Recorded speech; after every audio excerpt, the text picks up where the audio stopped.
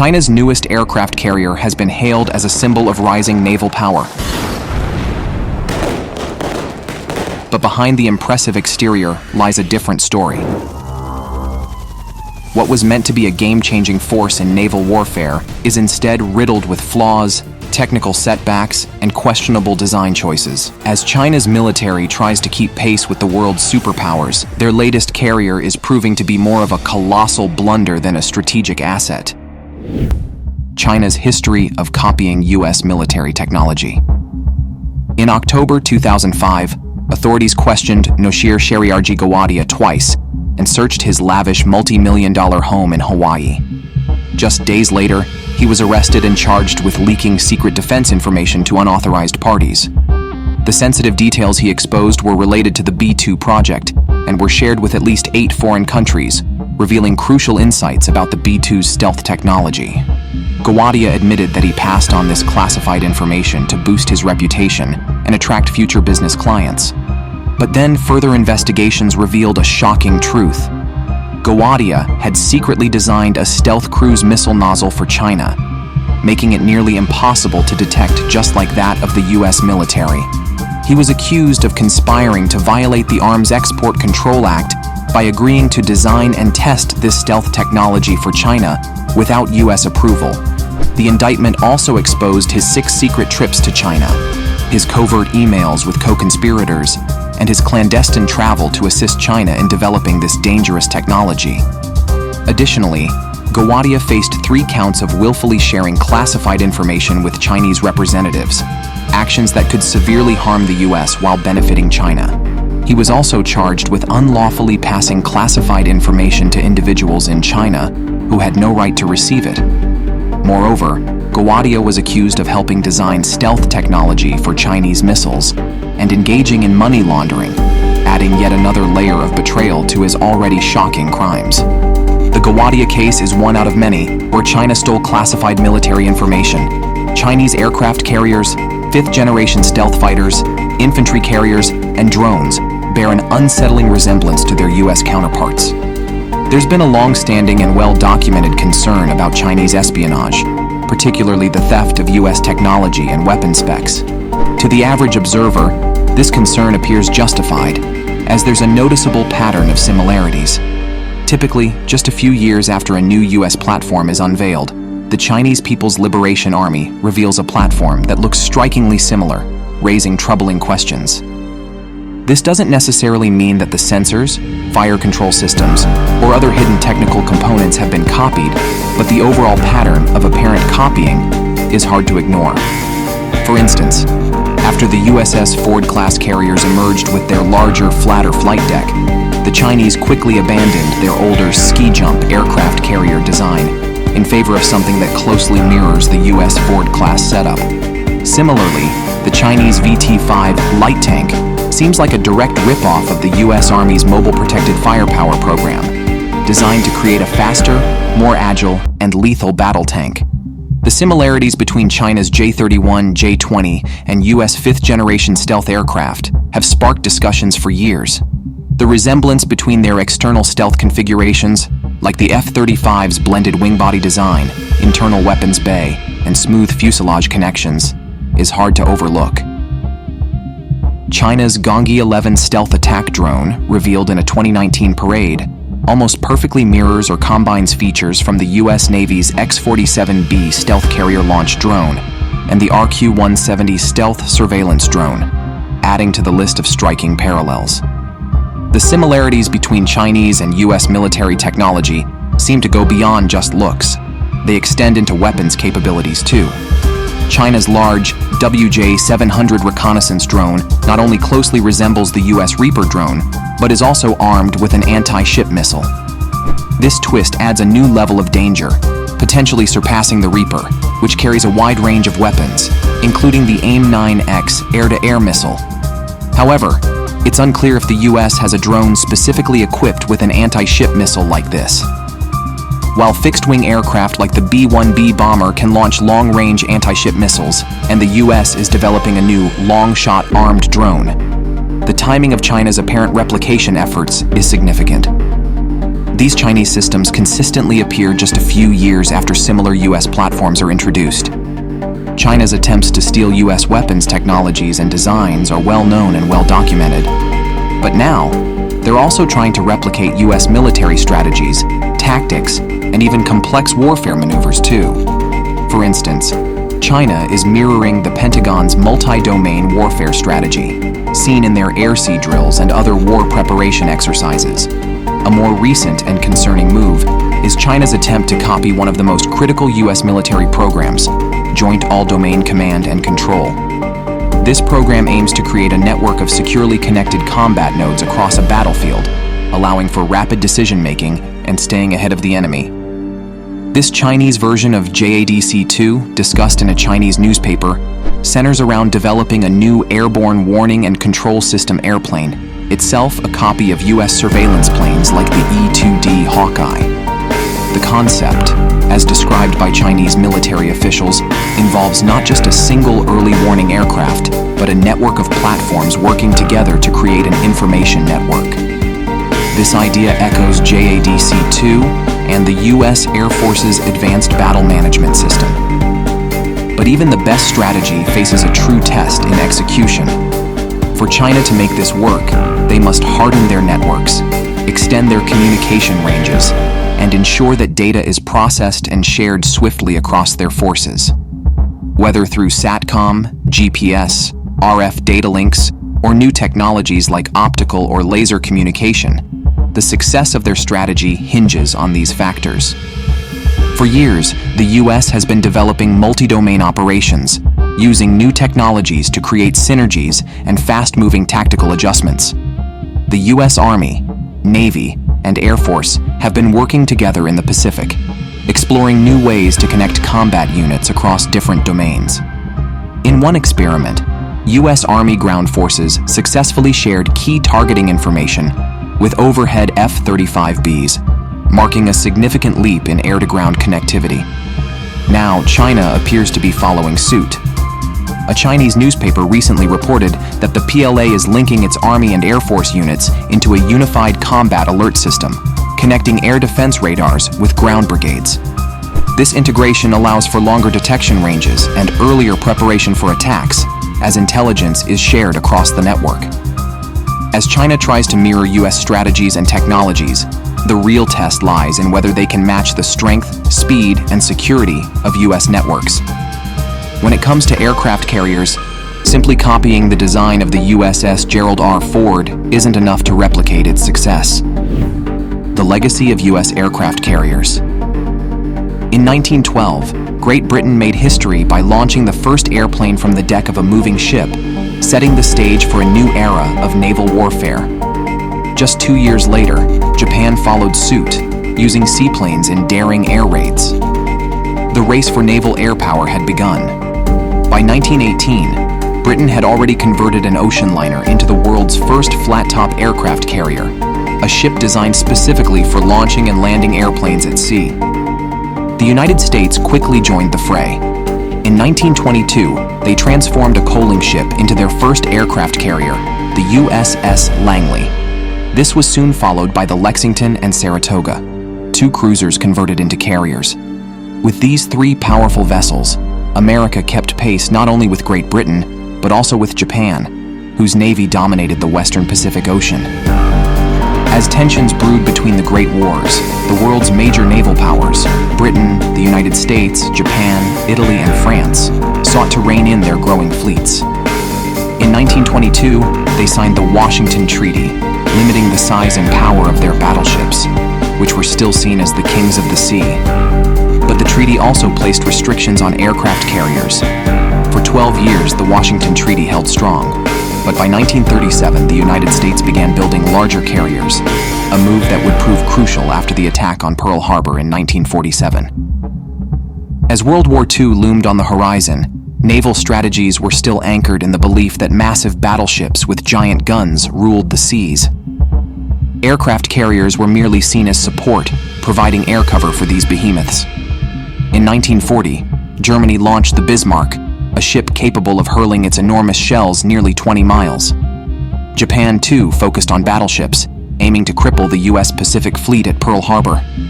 But the old ways of war were about to be shattered.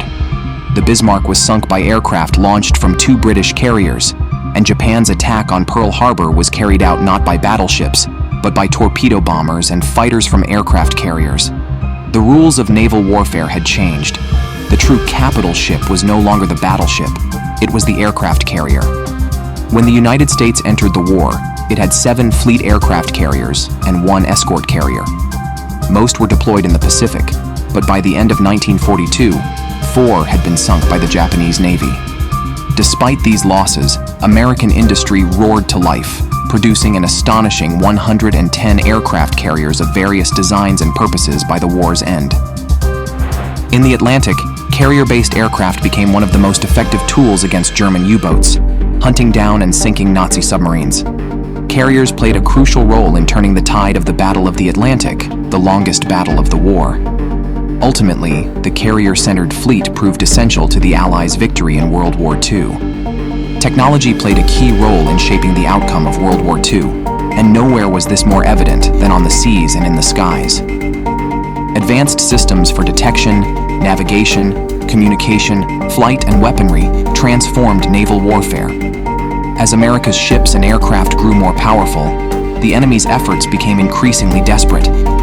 The equipment aboard ships before and after the war was starkly different. High-frequency radar extended detection capabilities, giving U.S. ships the ability to see in the dark. Radio communication reached farther distances, and by the end of the war, large anti-aircraft guns and gyroscopic sights were standard on all major naval vessels. The rapid pace of innovation even extended to logistics, with fleet oilers replacing scattered coal stations, ensuring that naval ships were always fueled and ready for battle. The evolution of technology during World War II was a game-changer, and it was the aircraft carrier that stood at the forefront of this dramatic transformation. The Soviet Union, once an ally, had become a powerful rival, ready to challenge America and the West. Much of Eastern Europe was already hidden behind what Winston Churchill called the Iron Curtain. In the next global conflict, the Soviets could strike the West and China without needing a navy. Still, Communist Russia built a strong fleet, aiming to outmatch America's greatest strength, the U.S. Navy. To prepare for the Cold War, the United States took bold steps. It developed powerful aircraft, hid intercontinental missiles across the Midwest, and launched a fleet of ballistic missile submarines. Yet, the heart of its defense was the nation's surface fleet. President John Kennedy declared, "Control of the seas means security. Control of the seas means peace. Control of the seas can mean victory." For the U.S., controlling the seas meant relying on aircraft carriers. 15 attack carriers were kept ready, with some stationed in the Pacific and Indian Oceans, others in the Atlantic and Mediterranean. These carriers and their task groups were the backbone of American power. They influenced foreign policy, displayed American strength, and responded quickly to global crises. Whenever tensions flared during the Cold War, whether in Korea, Cuba, Vietnam, or the Middle East, the first response often came from carrier task groups. Their aircraft gained control of the skies, paving the way for further action. The Korean War was a crucial test for aircraft carriers in the nuclear age. It proved that carriers and their jet aircraft were the core of U.S. military strength. At the war's start, naval aircraft provided vital air support as the U.S. Air Force prepared for battle. Carrier air wings played a key role in destroying enemy supply lines, bridges, and roads. General MacArthur viewed them as essential for supporting ground forces and maintaining air superiority against enemy MiGs. When Chinese forces pushed Allied units south in November 1950, Navy aviators covered the retreat. The U.S. Navy quickly deployed its carriers for combat in Korea, including the Midway-class carriers and World War II-era ships updated for jet aircraft. Navy planes averaged 900 sorties per day, far outmatching the enemy's 100. Over 250 sorties were flown by the Navy, making up a third of the total air effort. The Korean War solidified the case for Cold War carriers. The Navy began the war with 15 active carriers and ended it with 38 in service. The Vietnam War brought new challenges for American aircraft carriers. While advances in technology gave naval aviators greater strike power, diplomatic issues put them in more danger. Korea had shown the need for carriers in modern combat, but Vietnam truly tested them. The Navy used both modernized World War II-era carriers and new supercarriers during the Vietnam War. 21 carriers took part in 86 war cruises. Task forces were stationed in 2 sectors off the coast of Vietnam, Yankee Station in the north and Dixie Station in the south. Naval aircraft bombed North Vietnamese targets and supported American soldiers on the ground. However, Soviet surface-to-air missiles, deployed by the North Vietnamese, forced a change in naval aviation tactics. To avoid these deadly missiles, planes had to fly higher, reducing the accuracy of their bombs, or lower, making them vulnerable to small arms fire.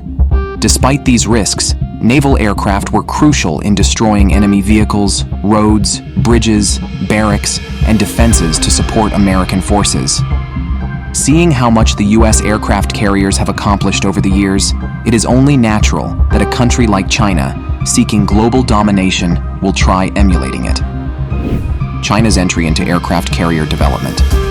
Since the 1970s, China's People's Liberation Army Navy has shown interest in having an aircraft carrier to support its ambitions for a stronger navy.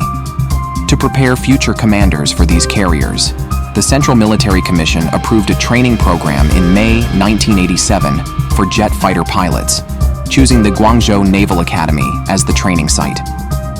In February 1985, China bought the Royal Australian Navy's old light aircraft carrier, HMAS Melbourne.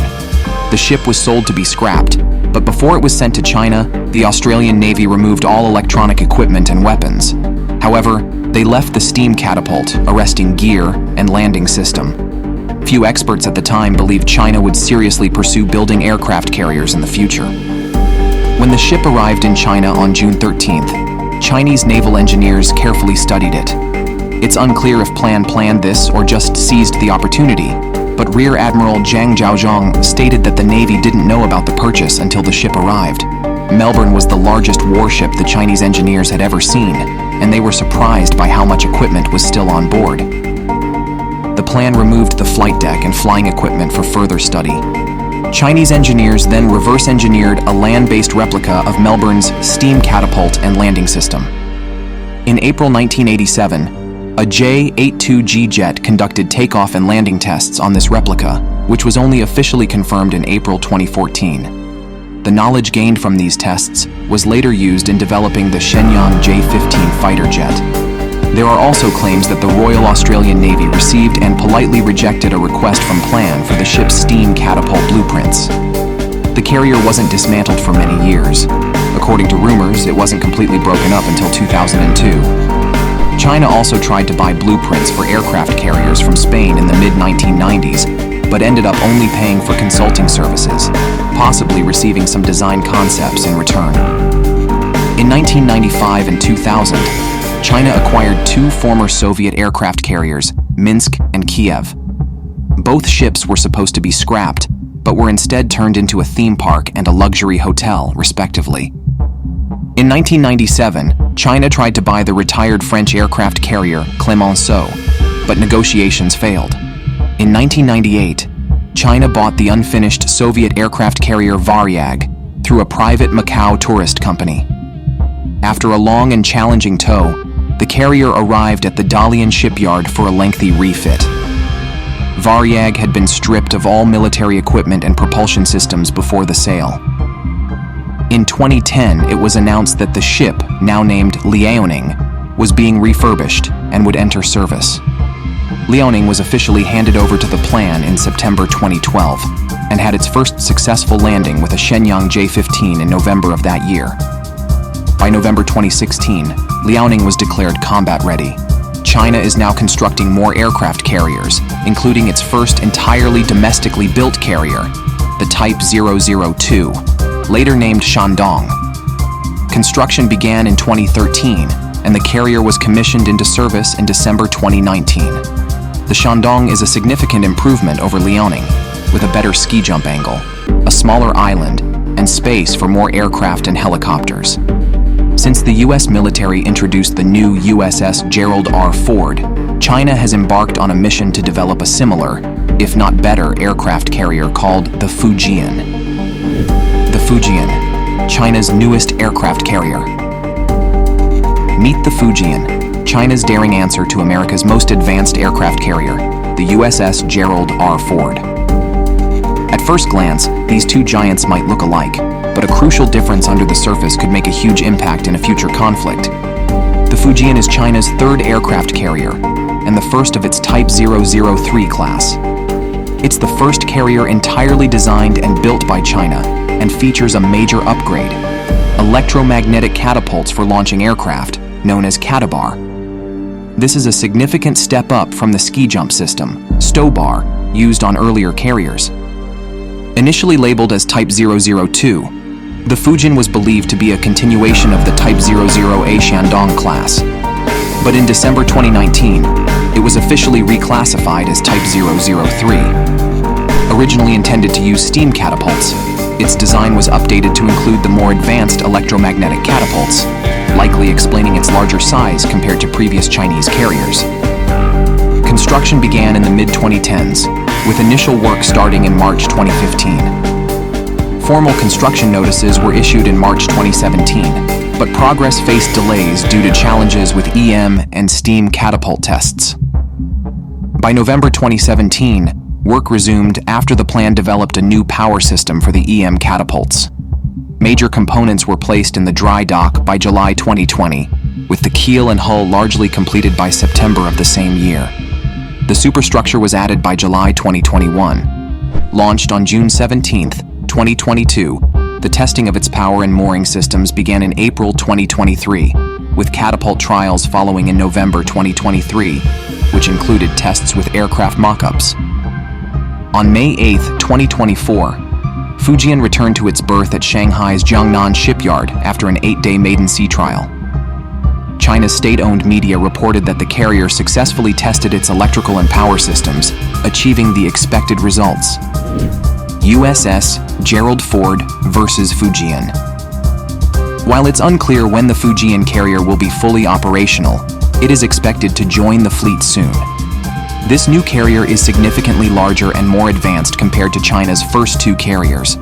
It measures 316 meters in length and weighs approximately 80,000 tons.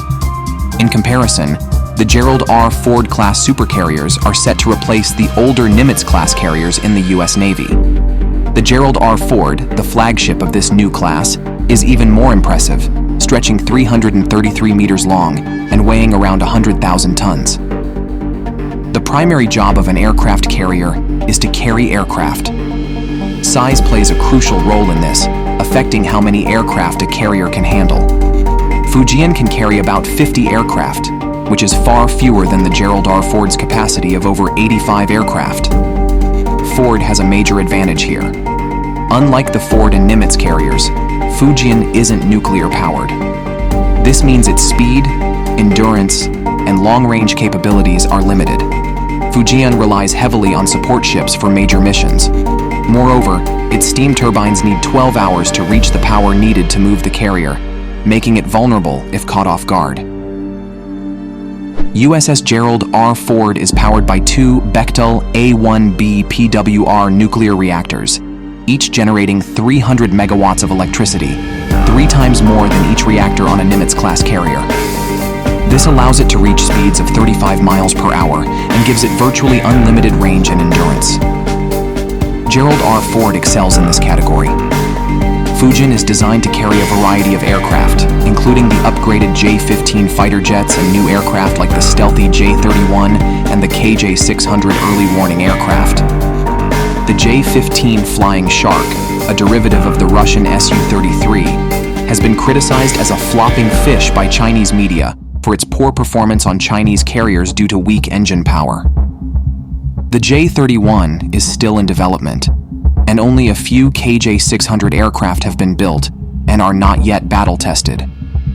The USS Gerald R. Ford is equipped with a range of advanced aircraft and helicopters, including the Boeing FA-18EF Super Hornet, Boeing EA-18G Growler, Grumman C-2 Greyhound, Northrop Grumman E-2 Hawkeye, Lockheed Martin F-35C Lightning 10, and Sikorsky SH-60 Seahawk helicopters. These are all well-established and reliable platforms. The presence of the stealthy F-35C gives Ford a significant edge, especially since the J-32 on the Fujian is not yet fully ready. Ford also operates the MQ-28 Ghostbat drone, a loyal wingman type, and the MQ-25 Stingray tanker drone, further enhancing its capabilities. It's clear that the USS Gerald R. Ford leads in this category. For Fujian, it's not yet certain which specific systems and equipment will be on board. It is expected to have a 3D air surface search radar on the main mast, along with 4 multifunctional APAR radar panels. Additional sensors are likely to be included. The Fujian may be armed with an FL-3000N missile system, a Type 1030 close-in weapon system, and anti-submarine warfare rocket launchers. Like the Shandong, Fujian is built with domestic steel, which has proven to be inadequate for aircraft carrier construction. The Shandong has experienced many hull breaches and flooding issues, requiring frequent repairs. Fujian has already shown similar problems. In contrast, the Soviet-built Type 001 Liaoning is currently operable as its hull is intact. The Ford is equipped with the most advanced radar systems available. Its active electronically scanned array radar system includes a multi-tier, dual-band tracker with X-band and S-band trackers, offering excellent situational awareness. Ford also carries 24 RIM-7 Sea Sparrow missiles and uses Phalanx and RIM-116 rolling airframe missiles for close-in defense. It has the capacity to support future laser weapons as well. Ford's robust construction has been confirmed through full ship shock trials, where the carrier withstood a massive 20-ton bomb explosion with no major damage. This impressive durability, superior situational awareness, and advanced defensive systems make the USS Gerald R. Ford exceptionally well protected and capable. The Fujian carrier uses an electromagnetic aircraft launch system instead of the traditional catabar. Emails uses a linear induction motor to create a magnetic field, which then propels a carriage down a track. This system puts less stress on aircraft and requires less maintenance, making it ideal for launching new fighters and drones. However, emails is very complex and may not be the best fit for a carrier that isn't nuclear powered. This has led to delays and ongoing problems. Additionally, since emails was added later in the design process, it has caused issues like very long flight decks and flame deflectors blocking the runways, which could slow down aircraft launches. In contrast, the Ford-class carriers, like the USS Gerald R. Ford, also use EMALS, but pair it with the advanced arresting gear. AAG, which is electromagnetic, ensures smooth landings by safely slowing down and stopping aircraft. The Ford-class carriers are also highly automated, with about 700 fewer sailors compared to the older Nimitz-class carriers. This advanced automation helps Ford-class carriers achieve up to 33 more sorties, 160 per day under normal conditions, and up to 270 during wartime. The USS Gerald R. Ford has a significant edge in this area. Overall, the USS Gerald R. Ford is much more advanced than the Fujian in terms of technology and operational efficiency. The U.S. Navy's extensive experience with supercarriers is evident in these comparisons. While China's rapidly modernizing navy, including the Fujian, places it among the top naval powers, Ford's superior technology and design give it a clear advantage. Despite its impressive advancements, China's third aircraft carrier, the Fujian, is still trailing behind the U.S. Navy's fleet, led by the USS Gerald R. Ford, according to defense analyst Sam Roggeveen. Roggeveen highlighted that China's Navy lacks the global support infrastructure that the U.S. Navy enjoys. In his words, China's replenishment ships and infrastructure are limited compared to America's extensive network of global ports and bases. The Fujian represents a bold step in China's military modernization under leader Xi Jinping, showcasing technological progress beyond China's previous carriers. However, Roggeveen argues that the Chinese Navy still lacks the robust support systems needed for extended operations far from home. To achieve this feat, China must challenge the U.S. Navy's dominance in Asian waters. China's ongoing investment in its carrier program, and the Fujian's advanced features show a serious commitment to building a powerful, long-range carrier fleet. However, mastering flight operations will take years of practice and training.